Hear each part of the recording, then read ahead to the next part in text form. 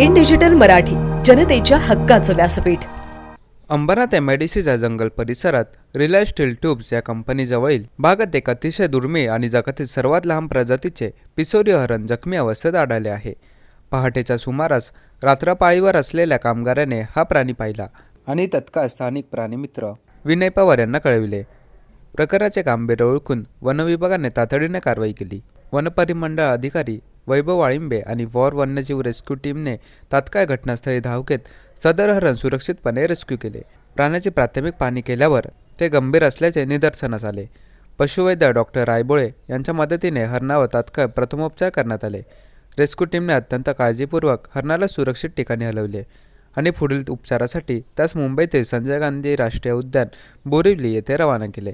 प्राथमिक तपासणीत असे समजले आहे की सदर हरण रात्रीच्या सुमारास उंच डोंगरावर पळत असताना अंदाज न आल्याने घसरून खाली पडले आणि त्यामुळे जखमी झाले।